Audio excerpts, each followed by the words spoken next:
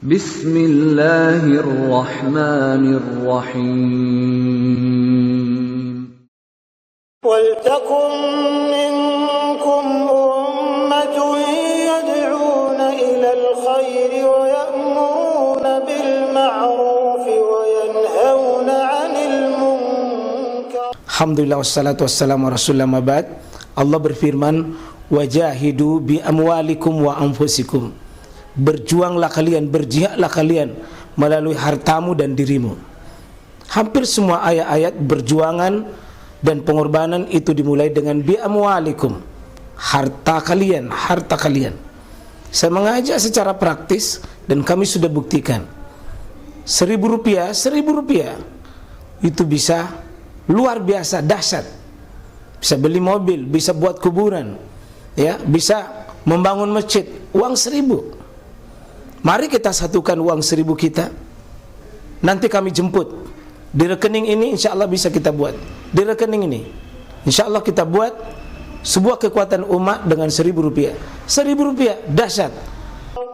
Assalamualaikum warahmatullahi wabarakatuh. Kita masuk di pembahasan fikih salat kita. Saya masuk di perkara insya Allah menuju sujud sahwi. Menuju sujud sahwi pembahasan kita. Kita harus petakan dulu mana sunnah dalam solat, mana wajib dalam solat, mana rukun dalam solat, mana boleh dalam solat, mana makruh dalam solat. Supaya nanti kita imam atau kita sendiri, kalau sunnah itu ditinggalkan, tidak ada sujud sahwinya. Kalau rukun ditinggalkan, wajib ditutup rukunnya baru sujud sahwi. Ambil dulu rukunnya baru sujud sahwi. Tidak cukup sujud sahwi, tutup dulu. Seperti Al-Fatihah. Kemudian misalnya rakaatnya kurang, ya, ada bacaan yang merupakan rukun lalu tertinggal, maka rakaatnya itu dianggap hilang.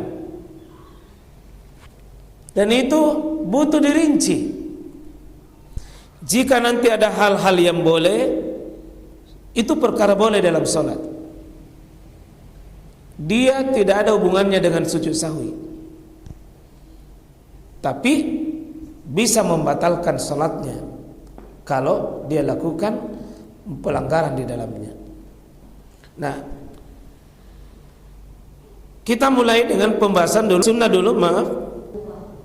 Ini prinsip dasarnya, Pak. Rukun kau ditinggalkan, sholatnya tidak batal baik disengaja maupun karena lupa, kalau dia sunnah. Karena itu kalau ini masuk kategori sunnah, tidak perlu ada subhanallah di belakang. Tidak perlu sujud sahwi. Saya ambil saja di sini mewakili 38 sunnah yang kami tulis. 2 hadis di sini penekanan utama Bukhari Muslim semuanya dari sumber sahabat yang berbeda. 1 Abdullah bin Umar, yang kedua adalah Malik bin Huwairits. Dua-duanya mengajarkan angkat tangan itu sunnah. Angkat tangan itu sunnah, Pak. Boleh sejajar bahu. Kalau Malik, ini Abdullah bin Umar ini sejajar bahu. Yang sejajar telinga Malik bin Huwairits. Kalau misalnya Ibnu Hajar Al-Asqalani memadukan antara dua itu, maka dia tengah-tengah ini telinganya, ini bahunya. Kalau ini antara telinga dengan bahu, masuk di tengah. Itu sunnah. Seandainya tidak sampai di telinga, tidak usah sujud sahwi. Atau seandainya berlebih, tidak usah sujud sahwi. Atau ada orang dodon sekali ambil angkat tangan, tidak usah sujud sahwi. Model angkat tangan bagusnya sunnah begini. Tapi kalau ada begini tetap sah, ada begini tetap sah, ada begini tetap sah, ada begini tetap sah. Karena model angkat tangannya itu sunnah. Yang pokok nanti rukunnya itu takbirnya. Takbiratul ihram itu rukun, sedangkan takbiratul intikal itu wajib. Angkat tangannya cuma sunnah. Seandainya orang tidak angkat tangan, Pak, tetap sah. 4 kali di situ tadi. 1 takbiratul ihram, 2 mau ruku, 3 bangun dari ruku, 4 bangun dari tasyahud. Cuma 4 saja. Jadi tangan itu tidak usah diangkat-angkat lebih, kecuali di 4. Takbiratul ihram, mau ruku, bangun tasyahud. Itu saja dasarnya 4. Itu saja 4. Nomor 2, jadi hadis Sahal dan hadis Suhail bin Hujar itu meletakkan tangan kanan di atas tangan kiri itu sunnah. Seandainya dibalik, Pak, tangan kirinya di atas, tetap sah. Tetap sah. Sunnahnya di mana? Di atas dada. Seandainya di sini, tetap sah. Seandainya di perut, tetap sah. Atau sekiranya di bawah perut mau jatuh sarungnya, tetap sah. Seandainya miring begini, tetap sah. Kalau kita rinci, ada sekitar 7 pendapat tentang masalah ini. Selama dia letakkan tangan kanannya di atas tangan kiri, dimanapun dia simpang, tetap sah dan tidak perlu sujud sahwi. Seandainya dia tidak simpang begitu. Lanjut yang ketiga, ya, Sunanul Kubra dan juga riwayat-riwayat lain menyebutkan sunnahnya itu melihat ke tempat sujud. Tapi seandainya ada orang lihat lampu begini, Pak, tidak usah sujud sahwi. Orang lihat begini, tetap sah. Melihat ujung kaki, tetap sah. Orang tutup mata, tetap sah. Seandainya orang nak lihat satu persatu, tetap sah. Cuma nanti ada, kalau dia berlebihan matanya begitu, bisa batal salatnya karena terlalu banyak gerakan mata namanya. 4. Jadi sunnah hukumnya membaca doa iftitah. Bukhari Muslim, ketika Nabi diam sesudah takbir, Nabi ditanya, mata qulub baina takbir wal sunnah was surah. Apa yang Nabi baca antara baca takbir dengan baca surah? Kata Nabi, aqulu, saya baca. Hukumnya sunnah. Seandainya bapak, ibu, saudara tidak baca doa iftitah, tetap sah, tetap sah.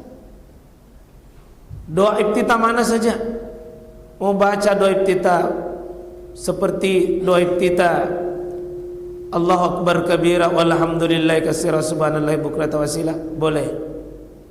Boleh juga misalnya wajjahtu wajhiya lilladzi fataras samawati wal arda hanifan dan seterusnya. Yang penting sampai habis. Penting sampai habis. Boleh baca misalnya Allahumma baik, boleh. Boleh baca subhanakallahumma bihamdik tabarakasmuka wa ta'ala jadduk. Boleh doa misalnya bahwa hamdan katsiran thayyiban mubarakan fih. Dan doa-doa iftitah lainnya. Itu hukumnya sunnah. Seandainya tidak baca, apakah lupa atau memang tidak tahu, tidak perlu sujud sahwi. Doa iftitah itu sudah sepakat ulama hukumnya sunnah. Cuma tetap mohon Pak, jangan bikin doa iftitah sendiri. Jangan sambung 2 doa iftitah. Misalnya Allahu Akbar kabira walhamdulillah katsira subhanallahi bukratan wasila inni wajjatu, itu menyambung 2,5 doa iftitah. Tidak ada doa iftitah model begitu dalam hadis-hadis Nabi yang sahih. Ya. Yang terakhir, coba yang keberapa nih? Kelima ya. Coba kelima. Membaca ta'awuz, memohon perlindungan kepada Allah dari syaitan. Hal itu didasarkan pada ayat Al-Quran dan juga hadis Abu Sa'id, hadis riwayat Abu Daud dan Tirmizi. Jadi semua hadis ini Abu Daud, Tirmizi dari Sa'ad mulia Abu Sa'id Al-Khudri radhiyallahu an dianjurkan kita sebelum baca Al-Fatihah baca kita ta'awuz, Pak. Ya, sudah doa iftitah ta'awuz dulu. Boleh auzubillahi minasyaitonir rajim, boleh auzubillahi samil alim, boleh misalnya auzubillahi samil alim minasyaitonir rajim min nafsihi wa nafthihi, boleh. Artinya perlindungan di sisi Allah Subhanahu wa taala supaya tidak ada ganggu ke setan. Lafaznya sangat longgar. Hukumnya sunnah baca taus. Baik imam, makmum, sendiri, wajib, salat sunnah, salat wajib, berjamaah, salat sendiri, semuanya disunnahkan. Baik salat sir maupun salat jahar. Ya, satu lagi, cukup 6. Membaca basmalah, Bismillahirrahmanirrahim. Hal itu didasarkan pada hadis Anas, hadis riwayat Ahmad dan An-Nasai. Iya.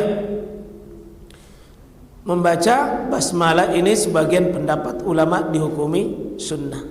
Meskipun di sebagian di Syafi'iyah itu diikutkan dia di surah Al-Fatihah. Bahkan ini cara membacanya juga nanti ketika kita membaca surah Al-Fatihah itu nyahar, maka dia juga ada yang jaharkan. Kalau ada yang membaca sir tidak kedengaran, maka disunahkan juga sir. Meskipun juga terjadi kompromi di antara ulama tentang masalah itu, bahwa Bismillahirrahmanirrahim sebagian di mazhab Hambali itu kalau kita lihat hadis Anas bin Malik itu membaca tetapi tidak diperdengarkan. 3 hadis. Hadis Muslim, hadis Bukhari, tapi tetap membaca. Dan saya kira ini bagusnya kalau kita di sini, Pak ya. Di sini saya lihat alhamdulillah kita sudah bisa saling menerima itu, menghargai. Ada yang jaharkan, dihargai. Ada yang tidak jaharkan, dihargai, tapi intinya tetap baca itu Bismillahirrahmanirrahim. Baik sir maupun jahar.